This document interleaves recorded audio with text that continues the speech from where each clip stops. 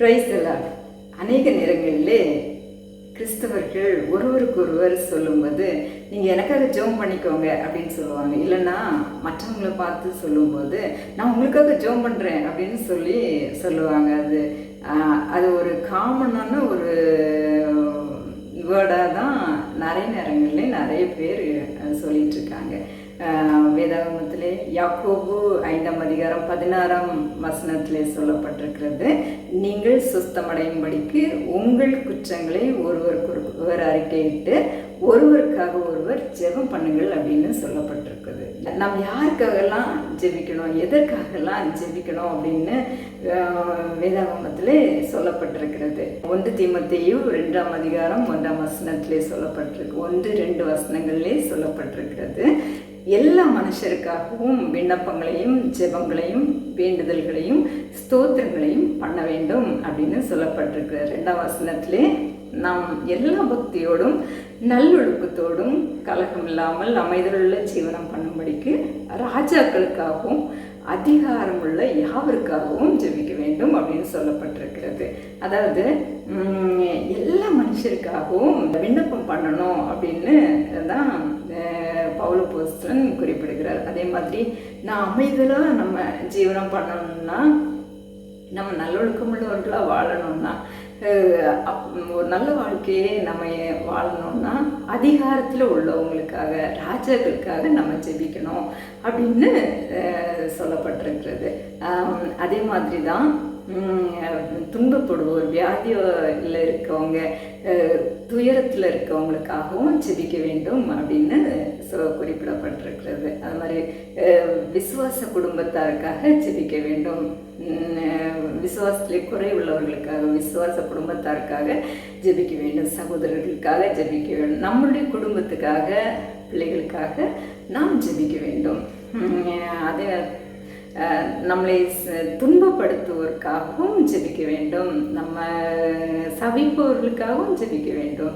யோபுவினுடைய ஜெபம் அவரை குற்றப்படுத்தின காயப்படுத்தின நண்பர்களுக்காகவும் யோபு ஜெபித்தார். இயேசு கிறிஸ்துவும் தன்னை சிலுவையில் அறைந்தவர்களுக்காக ஜெபித்தார். அது மாதிரி நாமும் ஜெபிக்க வேண்டாம். நோயாளிகள், பலவீனர்கள், இவங்களுக்காக எல்லாம் நம்ம தேவையில் உள்ள மக்களுக்காக நம்ம ஜெபிக்க வேண்டும். இவ்வாறாக எல்லா மனிதருக்காகவும் ஜெபிக்கும்படியாக தான் கர்த்தர் கிறிஸ்தவர்களை வைத்திருக்கிறார். ஊழியக்காரங்களை மட்டும் கிடையாது.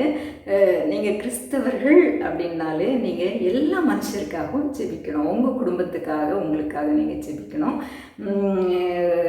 மற்றவர்களுக்காக, நீங்கள் அதிகாரத்தில் உள்ள ஒவ்வொருவருக்காகவும் ஜெபிக்க வேண்டும். உங்களுடைய சபைக்காக, அதில் ஊழியம் செய்கிற ஊழியருக்காக, உங்கள் சபையில் உள்ள விசுவாசிகளுக்காக, உங்கள் சபையின் பிள்ளைகளுக்காக, வாலிபர்களுக்காக நீங்கள் கண்டிப்பாக ஜெபம் பண்ணணும். நிறைய பேர் இதை ஒரு பெரிய சேவையாக தனக்கு மட்டுமே கொடுத்து ஒரு பெரிய சேவையாக நினச்சிக்கிறாங்க. இது ஒரு சாராருக்கு மட்டுமே கொடுத்த மிகப்பெரிய சேவையெல்லாம் கிடையாது. ஒவ்வொருவர் மேலும் உள்ள கடமையாக தான் இருக்குது. ஒவ்வொருவருக்கும் அந்த பொறுப்பு இருக்குது. இந்த நாட்டில் வாழ்கிறோன்னா இந்த நாட்டுக்காக ஜெபிக்கணும். இந்த நாட்டில் அதிகாரத்தில் இருக்கிற அதிகாரிகளுக்காக நம்ம ஜெபிக்கணும். நம்ம மேலான அதிகாரத்தில் நம்ம வேலை செய்கிறோன்னா, வேலை பார்க்குற இடத்துல உள்ள மேலதிகாரிகளுக்காக, உடன் ஊழியர்களுக்காக நீங்கள் ஜெபிக்கணும். அது கடமையாக இருக்குது. நிறைய நேரங்களில் இதை மிகப்பெரிய சேவையை பண்ணுறது மாதிரியே போய் ஒவ்வொருத்தட்டையும் அவங்ககிட்ட போய் நான் உங்களுக்காக ஜெபம் பண்ணேன், நான் உங்களுக்காக ஜெபிச்சுக்கிறேன் அப்படின்னு அது ஒரு பெரிய சேவையாக சொல்லிகிட்ருக்காங்க. நீங்கள் ஜெபிக்கிற ஒவ்வொருத்தர்கிட்டையும் போய் நான் உனக்காக ஜெபம் பண்ணேன்லாம் சொல்லிகிட்டு இருக்கணும்னு அவசியம் கிடையாது. நம்ம இந்திய தேசத்தின் பிரைம் மினிஸ்டருக்காகவும் தான் நம்ம ஜெபிப்போம். உடனே அவர் காலை போட்டு நான் பிரைம் மினிஸ்டருக்கு பேசணும், அவருக்காக நான் ஜெபம் பண்ணேன் அப்படின்னா நீங்கள் தேடிட்டு இருப்பீங்க. அப்படிலாம் தேட மாட்டீங்க இல்லையா? அது மாதிரி நான் தமிழ்நாட்டோட சிஎம்காக நான் ஜெபம் பண்ணிட்டேன், அதை அவர்கிட்ட சொல்லியே தீரணும் அப்படின்னு சொல்லிட்டு நீங்கள் சிஎம்மை தேடி போவீங்களா? இல்லை, இதுவும் இல்லைல்ல. அதே மாதிரி தான் சக மனுஷனுக்காக நீங்கள் ஜெபிக்கும் போதும் அதே தான். உங்கள் குடும்பத்தில் உள்ளவங்களுக்காக போது அதே தான். உடனே அதை பப்ளிசிட்டி பண்ணிட்டு தெரியணும்னு அவசியம் இல்லை. அவங்ககிட்ட போய் சொல்லிகிட்டு இருக்கணும்னுலாம் அவசியம் இல்லை. நிறைய பேருக்கு இந்த ஒரு பழக்கம் இருக்குது. பார்க்குறவங்கக்கிட்ட நேராக போய் நான் உங்களுக்காக ஜெபம் பண்ணேன், ஏன்னா அது நடந்துச்சுன்னா அது கிரெடிட் எனக்கு தான் அப்படிங்கிறது மாதிரியே, அது மாதிரி வாலிப பிள்ளைகள்கிட்டையும் போய் நின்று நான் உனக்காக ஜெபம் பண்ணேன் அப்படின்னு. தேவையான சில இடங்கள் உண்டு. அந்த இடங்கள்லே தளர்ந்து போனவர்களை, துன்பத்தில் இருக்கிறவங்களுக்கு, விசுவாசத்திலே குஞ்சினவர்களுக்கு அவங்களை பலப்படுத்தும்படி அவங்க தனிப்பட்ட விதத்தில் அவங்கள பேசி அவங்கள்ட்ட சில நேரங்களில் சொல்ல வேண்டியது அவசியமாக இருக்குது. அவங்கள பலப்படுத்தும்படியா, அவங்க விசுவாசத்துலேயே அவங்களை உறுதிப்படுத்தும்படியா. ஆனால் எல்லாருக்கிட்டையும் போய் அந்த வார்த்தையை சொல்லிட்டு இருக்காதீங்க. அவங்க அதை எல்லாரும் விரும்புகிறாங்க அப்படின்னு நினச்சிட்டு நீங்கள் அதை செய்யாதீங்க.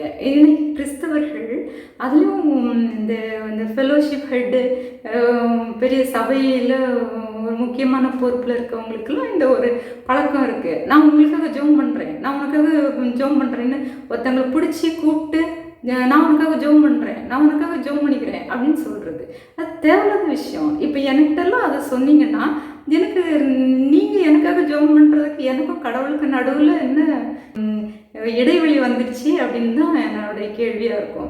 அதாவது எப்படின்னா, ஒரு 15 வயசு பிள்ளையை கூப்பிட்டு நான் உனக்காக உன் அப்பாட்ட பேசுகிறேன் சரியா அப்படின்னு சொன்னது மாதிரி இருக்குது. ஏன்னா அந்த பிள்ளைக்கும் 2 பேருக்கும் ஏதோ சண்டை, விட்டு அவர் அடிச்சு துரத்திட்டாரு, நீங்கள் போய் ரெக்கமெண்ட் பண்ணுறது மாதிரியே அந்த காரியத்தை செய்யாதீங்க. நிறைய நேரங்களில் ஃபெலோஷிப் எல்லாம் ஃபெலோஷிப்பில் முக்கியமான ஜெபிக்கிறோம் அப்படின்றவங்களுக்கு இப்படி ஒரு கர்வம் இருக்குது. நான் எல்லாருக்கும் நான் உனக்காக ஜெபம் பண்ண தெரியுமா, உனக்காக ஜெபம் பண்ணுறது தெரியுமான்னு எல்லாருக்கிட்டையுமே சொல்லிட்டு தெரியணும்னு ஆசைப்படுறீங்க. ஜெபிக்க வேண்டியது உங்களுடைய கடமை. நீங்கள் ஒரு சர்ச்சில் மெம்பராக இருக்கீங்கன்னா சபையில் உள்ள ஊழியருக்காக, சபையில் உள்ள பொறுப்பில் இருக்கவங்களுக்காக, சபையில் உள்ள விசுவாசிகளுக்காக, முக்கியமாக சபையில் உள்ள பிள்ளைகளுக்காக நீங்கள் ஜெபிக்க வேண்டியது முக்கியமான கடமையாக இருக்குது. அதுக்காக ஒவ்வொரு பிள்ளையாக கூப்பிட்டு நான் உனக்காக ஜெபம் பண்ண தெரியுமா, உனக்காக ஜெபம் பண்ண தெரியுமா, நான் உனக்காக ஜெபம் பண்ணிக்கிறேன்னு சொல்லிட்டு தெரியாதுங்க. ரொம்ப மோசமான ஒரு பழக்கம்.